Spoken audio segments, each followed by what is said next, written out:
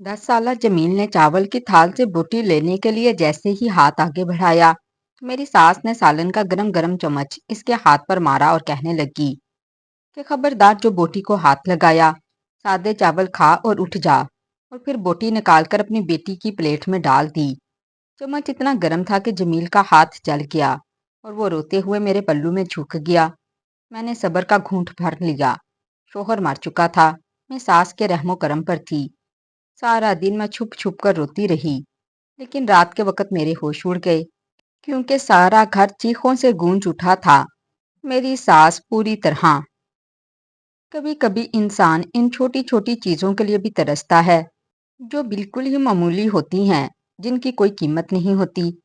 बहुत आम सी चीजें जो इंसान को हर वक्त दस्तयाब होती हैं, मगर कुछ इंसानों के लिए वो आम सी चीजें कभी कभी पहुंच से बाहर भी होती हैं। मैं और मेरा बेटा, हमारा शुमार इन्हीं लोगों में होता है, जो हर छोटी छोटी चीजों के लिए बुरी तरह से तरसते रहते हैं। लेकिन हम दोनों ही खुदा के हमेशा शुक्रगुजार रहते। मेरे बेटे ने कभी किसी बात पर शिकवा नहीं किया था। वो बहुत साबर था, हालात पर सब्र करता और शुक्र करता, क्योंकि यही मेरी तरबियत थी। लेकिन कभी कभी इंसान के सब्र की हद पार होने लगती है। वो जुबान से तो किसी को बुरा नहीं कहता, लेकिन इसका दिल खून के आंसू रोता है। और एक आह दिल से निकलती है, जो अर्श को हिला देती है। मेरे मासूम से 10 साला बेटे के दिल से भी एक ऐसी ही आह निकली, जिसने न सिर्फ अर्श को हिला दिया, बल्कि फर्श पर रहने वालों के लिए भी जिंदगी का दायरा तंग होने लगा। नाजरीन, मेरी आज की ये कहानी हर इस इंसान के नाम है, जिसका ज़मीर या तो सो गया है, या फिर जो अपने हालात पर सब्र करते करते थकने लगा है। मेरी ये कहानी आपको सबक देगी कि हालात पर सब्र करने के बाद अल्लाह ताला की तरफ से जो आसानियाँ आती हैं, वो किस कदर खूबसूरत और नाकाबिले यकीन होती हैं। आज की ये कहानी दिल को छू लेने वाली है। इसीलिए नाजरीन, आपसे दरख्वास्त है कि ये कहानी को आखिर तक ज़रूर सुनिएगा। और अगर आपको कहानी पसंद आई हो तो वीडियो को लाइक और चैनल को सब्सक्राइब भी कर दीजिएगा। शदीद गर्मी का राज था, बादल आसमान पर छाए थे, लेकिन सिर्फ हबस और घुटन का राज था। बादलों ने ना बरसने की कसम उठा रखी थी। इस मौसम ने सांस लेना भी दो भर कर दिया। ऐसे में मेरी सास ने सुबह उठते ही मुझे हुक्म सुनाया कि आज कोफ्तों का सालन, बोटियों का पुलाव और मुर्ग की यखनी बनेगी। ये सब सुनकर मैं एकदम हैरान रह गई। और फिर मुझे ये समझने में ज़रा भी देर नहीं लगी कि मेरी छोटी नंद, जो कि शादीशुदा थी, वो तशरीफ़ ला रही है। यकीनन वो अपने ससुराल से आने वाली थी, इसीलिए तो मेरी सास ने इसकी मनपसंद हर चीज़ का नाम ले लिया था। और अब इस शदीद गर्मी के आलम में मुझे सारा दिन लगाकर नंद की पसंद का खाना तैयार करना था। मैंने हमेशा की तरह सास के हुक्म पर सर झुकाया था और फिर खाना पकाने में मसरूफ़ हो गई थी। मेरी सास ने झट से सारा सौदा मंगवा कर मुझे दे दिया था, और अब मुझे पूरा दिन लगाकर ये किस्म किस्म के खाने बनाने थे। अभी मैंने खाना बनाना शुरू ही किया था कि मेरा 10 साला बेटा जमील बावर्ची खाने में आया। और इसने मेरे बहते हुए पसीने को देखा तो कहने लगा, अम्मी आप अकेले क्यों कामों में लगी रहती हैं? और इतनी गर्मी में इतना सब कुछ पकाने की क्या ज़रूरत है? चलकर कुछ देर पंखे में बैठ जाएं। वो अपने ही छोटे छोटे हाथों से मेरा दुपट्टा उठाए मेरे पसीने को साफ करने में लगा हुआ था। इसकी मासूम सी बात सुनकर मुझे इस पर बहुत प्यार आया। मैंने माथा चूमा और कहा कि बेटे, इतनी गर्मी में आपको बावर्ची खाने में आने की क्या ज़रूरत थी? अगर आपको कोई काम था तो मुझे बता देते। आप जाकर आराम करें, छोटी फूफू आने वाली हैं, मुझे ये सारा खाना तैयार करना है। मेरी बात सुनकर इसने बड़ी अजीब सी नज़रों से मुझे देखा और कहने लगा, इतना कुछ पकाकर भी आखिर में आपको फ्रिज का बचा हुआ खाना ही मिलेगा, तो फिर ये सब करने की क्या ज़रूरत है? ताई अम्मी को देखें, कितने मज़े से अपने एसी वाले कमरे में आराम से रहती हैं। जब उनका दिल करता है तो वो अपने कमरे से बाहर आती हैं। वो तो बावर्ची खाने के किसी काम को हाथ तक नहीं लगाती, और ना ही इन्हें दादी अम्मी कुछ कहती हैं। एक आप हैं, जो सारा दिन ना सिर्फ काम करती हैं, बल्कि आपको खाने को भी कुछ नहीं मिलता। अपने बेटे की बात पर मैं एकदम हैरानी से इसे देखने लगी। वो 10 साला बच्चा कब इतना समझदार हो गया کہ گھر کی چھوٹی چھوٹی باتوں کو نوٹ کرنے لگا تھا۔ اس بات نے مجھے بہت زیادہ حیران کیا۔ پھر میں نے اس کے سر پر ہاتھ رکھا اور کہا، بیٹا، تائی امی بڑی ہیں، ان کے بارے میں ایسی کوئی بات نہیں کرتے۔ ویسے بھی گھر کا کام کرنے سے کیا ہو جائے گا، کھانا ہی تو بنانا ہے، میں بنا لوں گی، اور پھر فریج کا کھانا بھی تو کھانا ہی ہوتا ہے۔ اس نے انکار میں سر ہلایا اور کہنے لگا، وہ بچا ہوا باسی کھانا آپ کے علاوہ اور کوئی نہیں کھاتا، وہ صرف آپ کے نصیب میں کیوں آتا ہے؟ کیوں یہ سب کچھ آپ کو نہیں ملتا جو آپ تازہ بناتی ہیں؟ وہ سوال پر سوال کر رہا تھا اور میں پریشانی سے اس کا چہرہ دیکھ رہی تھی۔ مجھے خوف ستا رہا تھا کہ کہیں یہ سب باتیں اسے نفرت کے جذبات سے آشنا نہ کروا دیں، کہیں وہ اپنے ہی رشتوں سے نفرت نہ کرنے لگے۔ میں اپنے معصوم بچے کے دل میں کسی کے خلاف بھی نفرت کا بیج نہیں بونا چاہتی تھی۔ میں نہیں چاہتی تھی کہ اس کے دل میں نفرت کا احساس پیدا ہو۔ اس سے پہلے کہ میں اسے کچھ سمجھانے کی کوشش کرتی، میری ساس باورچی خانے میں آئی اور کہنے لگی، تم یہاں کہاں بچے کے ساتھ باتوں میں لگ گئی ہو؟ پتا تو ہے کہ پاکیزہ وقت پر کھانا کھاتی ہے۔ اب اگر تم اتنی دیر سے کھانا بناؤ گی تو اس کا مزاج بگڑ جائے گا۔ میری ساس نے مجھے دو باتیں سنا کر تیزی سے ہاتھ چلانے کو کہا، اور پھر ساتھ ہی وہ جمیل کو یہ کہتے ہوئے باہر نکلی کہ خبردار جو باورچی خانے سے کوئی چیز اٹھا کر منہ میں ڈالی، ہر وقت تمہارا منہ چلتا رہتا ہے، کچی چیزوں کو بھی تم نہیں چھوڑتے، مفت کا مال سمجھ کر ہر وقت جگالی کرتے رہتے ہو، چلو نکلو باورچی خانے سے باہر۔ اپنی دادی کی بات سن کر جمیل کی آنکھوں میں آنسو آ گئے۔ وہ اپنی ماں کو دیکھنے لگا اور پھر خاموشی سے باورچی خانے سے باہر نکل گیا۔ بیٹے کے آنسوؤں نے مجھے بہت تکلیف پہنچائی۔ اس کے آنسو دیکھ کر میرا اپنا دل خون کے آنسو رونے لگا۔ وہ بیچارہ بڑی مشکل سے روکھی سوکھی روٹی کھاتا تھا، دسترخواں پر بیٹھ کر بھی اسے نصیب کہاں ہوتا تھا۔ میری ساس کی ساری نظریں جمیل کے پیٹ پر ہی تو رہتی تھیں۔ میری آنکھوں میں بھی آنسو چمکنے لگے تھے۔ میں نے اسے قسمت کا لکھا سمجھ کر تو قبول کر لیا تھا، کیونکہ کچھ بھی تو میرے بس میں نہیں تھا۔ اگر میرے ہاتھ میں سب کچھ ہوتا تو کیسی میری قسمت ہوتی۔ اسی لیے میں نے اپنے دوپٹے کے پلو سے اپنے آنسو پہنچے اور تیزی سے کوفتے کے لیے مسالہ پیسنے لگی۔ سل بٹے پر ہاتھ چلاتے چلاتے میرے ہاتھ درد ہو رہے تھے۔ میں کمزور بھی بہت تھی، وقت نے مجھے بہت کمزور کر دیا تھا۔ نہ صحیح سے کچھ کھانے کو ملتا تھا اور نہ ہی آرام کرنے کو وقت۔ کچھ ہی دیر بعد میرا سانس پھولنے لگا، وجود پسینے سے شرابور ہو گیا تھا، اور اتنے میں باورچی خانے کے دروازے پر مجھے کسی کی موجودگی کا احساس ہوا تھا۔ میں نے جیسے ہی نظر اٹھا کر دیکھا تو سامنے میرا نندوئی اختر کھڑا تھا اور بڑی دلچسپ نگاہوں سے مجھے دیکھ رہا تھا۔ میں ایک دم ہی گھبرا گئی، کیونکہ کچھ دیر پہلے ہی گرمی کی وجہ سے میں نے خود کو دوپٹے سے آزاد کیا تھا، اور اب میں پسینے سے شرابور اپنے کام میں مصروف تھی۔ نہ جانے اختر کب دروازے پر آ کر کھڑا ہو گیا تھا، مجھے تو اس بات کا احساس ہی نہیں ہو سکا۔ میں نے گھبرا کر اپنے دوپٹے کو ٹائل سے اٹھا کر جلدی سے اپنے گلے میں ڈالا اور پوچھنے لگی، اختر، آپ کو کچھ چاہیے کیا؟ وہ میرے قریب آ گیا اور کہنے لگا، ہاں چاہیے تو، لیکن بس ملتا نہیں۔ اس کے زمینی لہجے پر میرے اندر کانٹے آ گئے۔ میں نے گھبرا کر کہا، پانی چاہیے؟ وہ کہنے لگا کہ نہیں، محبت سے پانی پلانے والی چاہیے۔ اس کا بے باک لہجہ اور بہت کچھ بولتی آنکھوں نے مجھے باور کروایا کہ اختر کی نیت کیسی ہے۔ میں نے جلدی سے پانی کا گلاس اختر کی طرف بڑھایا تاکہ وہ باورچی خانے سے نکل جائے، لیکن جان بوجھ کر اس نے گلاس کو اس طرح سے پکڑا کہ اس کی انگلیاں میری انگلیوں سے ٹکرا گئی۔ میرے تو رونگٹے کھڑے ہو گئے۔ میں نے اچانک سے اپنا ہاتھ پیچھے کھینچا تو کانچ کا گلاس فرش پر گر کر چکنا چور ہو گیا۔ میری چھوٹی نند روبینہ دوڑتی ہوئی کچن تک آ گئی، اور جب ٹوٹا ہوا گلاس دیکھا تو کہنے لگی، بھابھی یہ کیا طریقہ ہے؟ میرے شوہر کو ڈھنگ سے پانی بھی نہیں آپ پلا سکتی۔ میں تو اسے یہ بھی نہیں بتا پائی کہ اس کا شوہر میرے ساتھ کیسی گھٹیا حرکت کر رہا تھا، جبکہ اختر معصوم سی شکل بنا کر کھڑا ہو گیا۔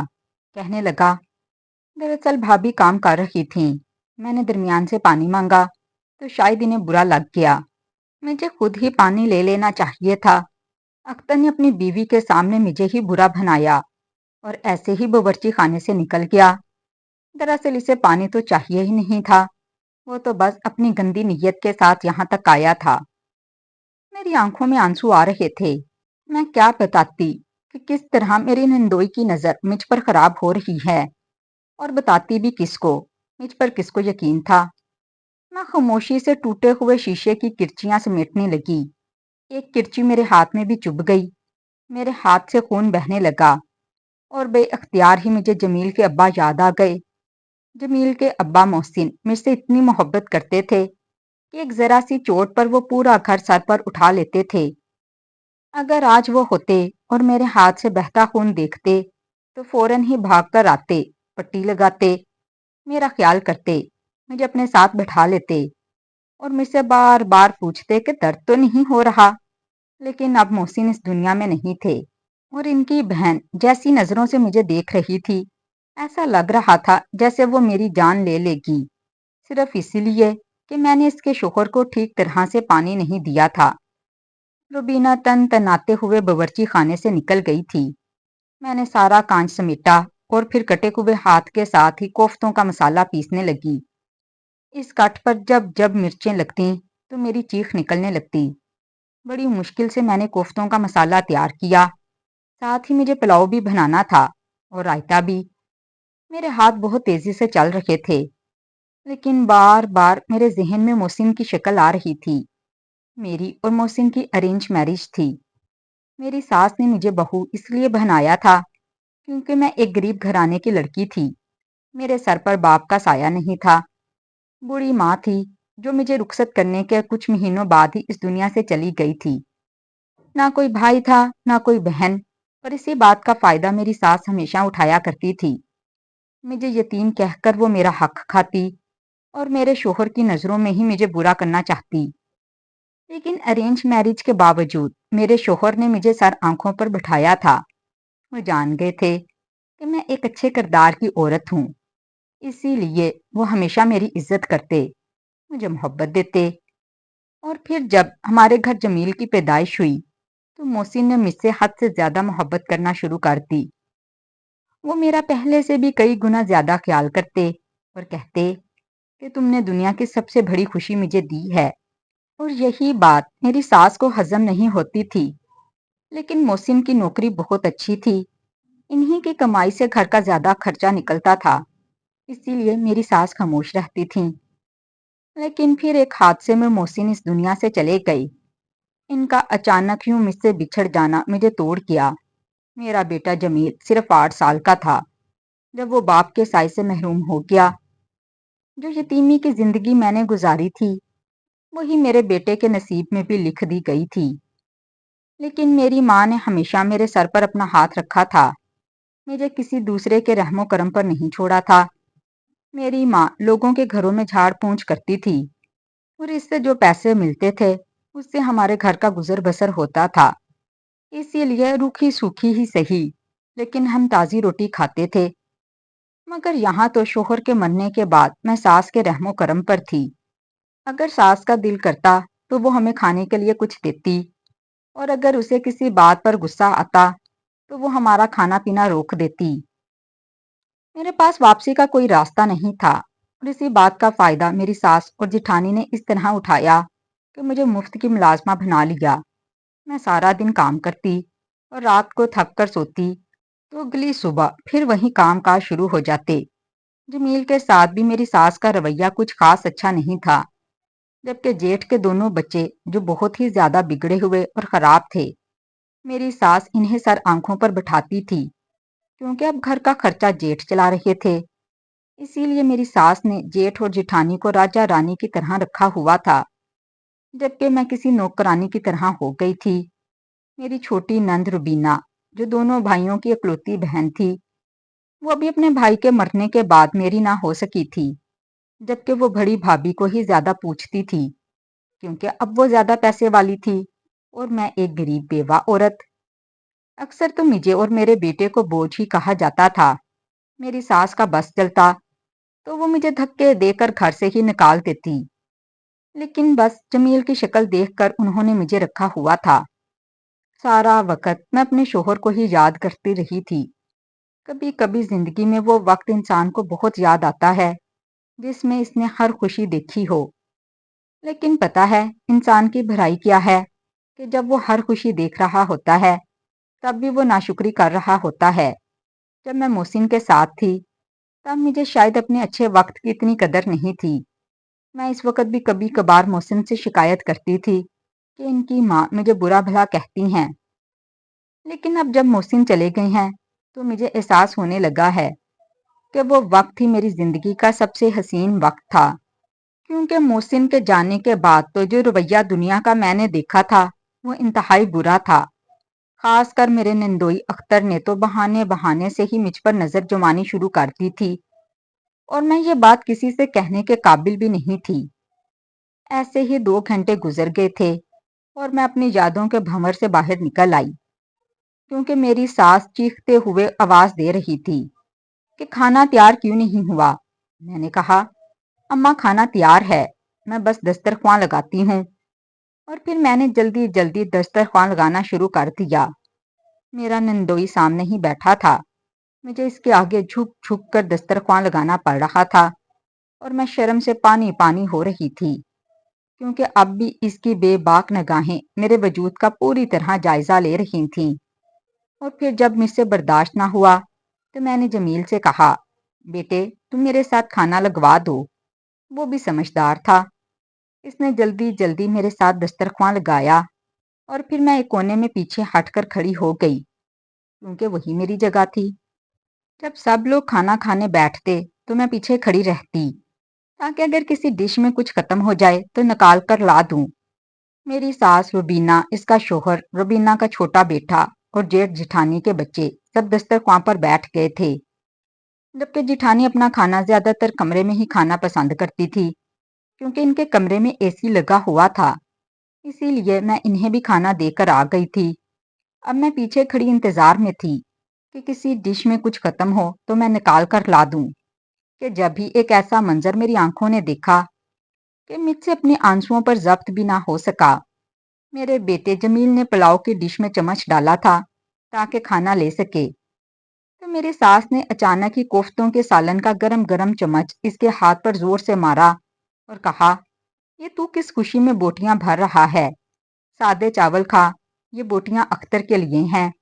میری ساس نے بوٹیاں پہلے ہی اختر اور اپنی بیٹی اور نواسے کی پلیٹ میں ڈال دی تھیں، اور سادے چاول جمیل کی پلیٹ میں۔ جمیل نے بوٹی کے اوپر تو کچھ نہ کہا تھا، لیکن جلا ہوا ہاتھ لے کر وہ رونے لگا تھا اور دوڑ کر میرے پاس آیا۔ میں نے دیکھا تو واقعی گرم گرم تیل نے اس کے ہاتھ پر چھالے بنا دیے تھے۔ جمیل کا ہاتھ بری طرح سے جل گیا تھا۔ جیٹھ جٹھانی کے بچے جمیل کی حالت پر بری طرح سے ہنس رہے تھے اور خوش ہو رہے تھے کہ دادی نے جمیل کو مارا ہے۔ یہ دیکھ کر انہیں بڑا مزہ آ رہا تھا، جبکہ جمیل درد سے تڑپ رہا تھا، بری طرح سے رو رہا تھا۔ میں نے جلدی سے اس کے ہاتھ پر ٹوتھ پیسٹ لگایا اور اسے سہلانے لگی۔ میری ساس کہنے لگی، ڈرامے باز ماں کا ڈرامے باز بیٹا، ذرا سا سالن کا چمچ کیا لگ گیا، شور ڈال دیا ہے، جیسے میں نے کوئی بہت بڑا ظلم کر دیا ہو۔ جاؤ اسے اپنے کمرے میں لے جاؤ اور جا کر کھانا کھلاؤ، اختر اور روبینہ کا کھانا خراب ہو رہا ہے۔ میں نے سادے چاولوں کی پلیٹ اٹھائی اور جمیل کو لے جا کر کمرے میں بٹھا دیا، اور وہیں اس کے ساتھ کھانا کھایا اور اس کو بھی کھانا کھلایا۔ وہ خاموشی سے کھانا کھانے لگا، ساتھ ساتھ میرے منہ میں بھی نوالا ڈالتا۔ میں نے اسے منع کرنا چاہا، کیونکہ میں جانتی تھی کہ یہ کھانا میرے لیے نہیں ہے۔ مجھے کل کی فریج کی بچی ہوئی چٹنی روٹی کھانی تھی، لیکن میرے بیٹے کو میرا اتنا ہی خیال تھا جتنے میرے شوہر کو ہوا کرتا تھا۔ اس نے اپنی ہی پلیٹ سے مجھے بھی بار بار کھانا کھلانا شروع کر دیا، اور اتنے میں پھر میری ساس کی آواز آئی، کھانے کی ڈش میں کھانا ختم ہو گیا ہے، اور وہ بری طرح چیخ رہی تھی کہ بہو تو کمرے میں ہی جا کر بیٹھ گئی ہے، مہمانوں کا خیال نہیں۔ یہ سن کر میں الٹے قدموں دوڑی اور پھر کھانا نکال کر پیش کرنے لگی، یہاں تک کہ اختر اور میری نند نے پیٹ بھر کر کھانا کھایا، اور پھر میری ساس نے نند کو روک لیا، کہنے لگی، 2 دن رک جا پھر چلی جانا، اپنے نواسے کے ساتھ مجھے بہت ہی کم وقت ملتا ہے۔ یہ کہہ کر میری ساس نے پیار سے روبینہ کے بیٹے شہزاد کو اپنی گود میں بٹھا لیا۔ شہزاد ایک 4 سال کا بچہ تھا جو واقعی بہت معصوم اور پیارا سا تھا۔ مجھے اس پر بہت پیار آتا تھا۔ اختر کہنے لگا، ٹھیک ہے، آپ ان دونوں کو رکھ لیں، میں رات میں آ کر لے جاؤں گا۔ 2 دن کے لیے چھوڑنا تو ممکن نہیں کہ میری اماں غصہ کرتی ہیں۔ یہ کہہ کر اختر چلا گیا اور روبینہ اپنی ماں سے کہہ رہی تھی کہ میری بوڑھی ساس کو تو سکون ہی نہیں ہے، ہر وقت مجھے کام پر لگا کر رکھتی ہے، اب دیکھ لو 2 دن رہنے کی اجازت بھی نہیں دے رہی۔ روبینہ اپنی ساس کو برا بھلا کہہ رہی تھی اور میری ساس بھی اسے کوس رہی تھی، اور میں حیرت سے ان دونوں کی باتیں سن رہی تھی کہ اپنی بیٹی پر ہونے والا ظلم میری ساس کو ظلم لگ رہا تھا، لیکن جو کچھ وہ میرے ساتھ کر رہی تھی وہ ان کی نظر میں بالکل جائز تھا۔ میں نے خاموشی سے دسترخواں سمیٹ دیا، ڈھیروں برتن لگ گئے، پھر خود بچا ہوا فریج کا کھانا کھا لیا۔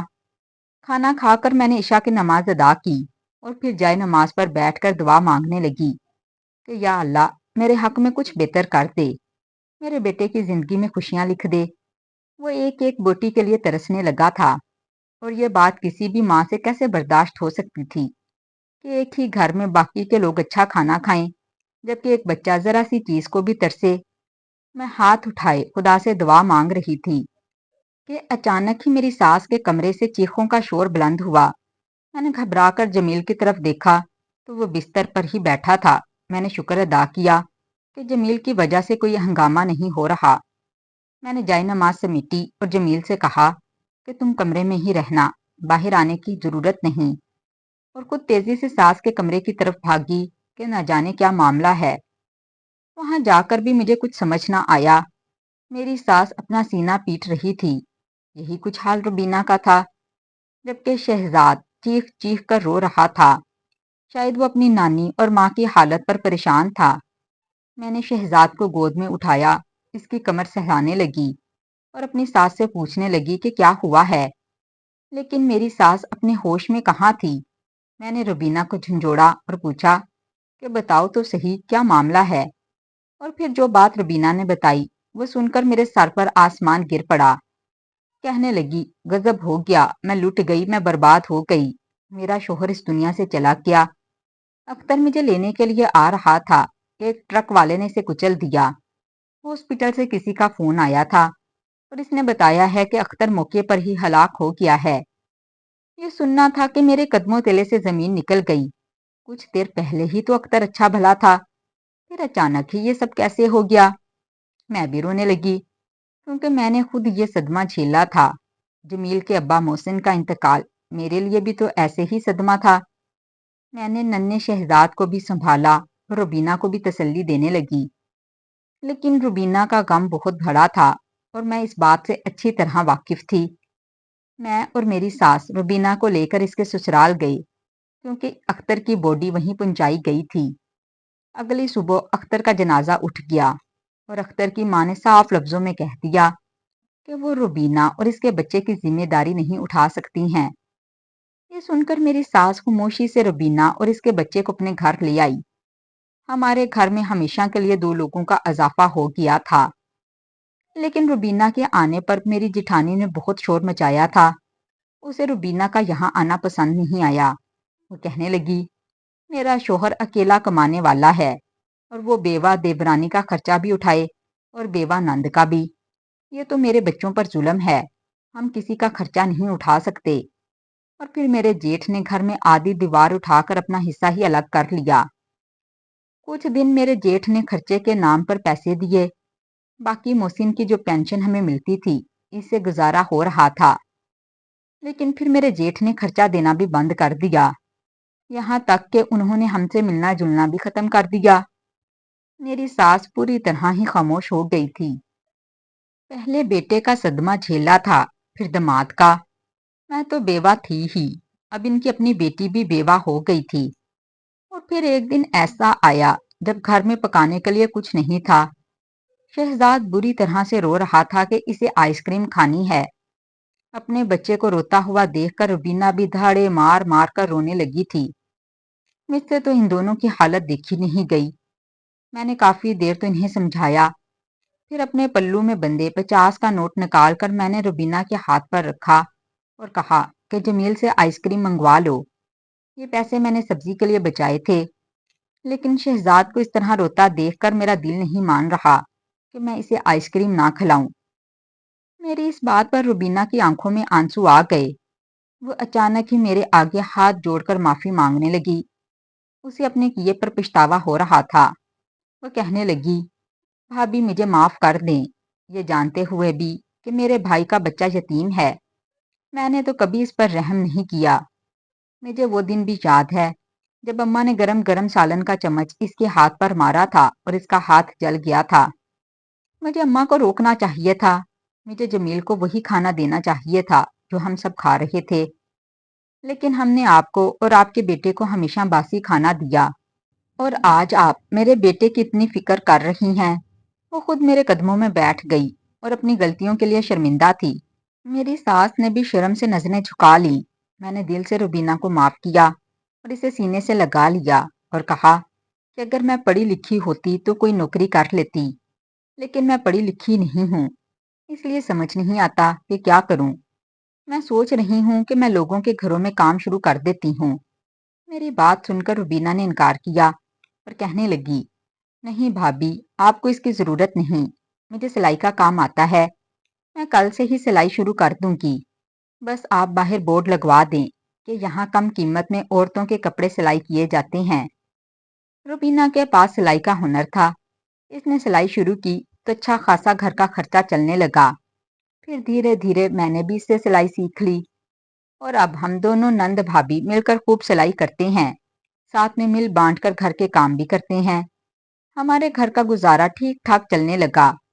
جمیل اور شہزاد ایک ہی اسکول میں پڑھ رہے تھے۔ اب تو میری ساس بھی گھر کے کام کاج میں ہاتھ بٹا دیا کرتی تھی۔ ہم ایک دوسرے کے غم کو سمجھ گئے تھے، اسی لیے زندگی کی گاڑی آگے بڑھ گئی تھی۔ لیکن کبھی کبھی میں سوچتی ہوں کہ کیا کسی دوسرے کی تکلیف کو سمجھنے کے لیے خود اسی درد سے گزرنا ضروری ہوتا ہے؟ کیا ہم اچھے وقتوں میں کسی دوسرے کا درد محسوس نہیں کر سکتے؟ کیا ضروری ہے کہ جب تک خود پر نہ بیتے ہمیں دوسروں کا بھی احساس نہ ہو؟ تو ناظرین، مزید اس طرح کے سبق و موز کہانیاں سننے کے لیے ہماری ویڈیو کو لائک کریں، شیئر کریں اور ہمارے چینل کو بھی سبسکرائب کر دیں، اور کمنٹ باکس میں لازمی بتائیے گا کہ آج کی کہانی آپ کو کیسی لگی۔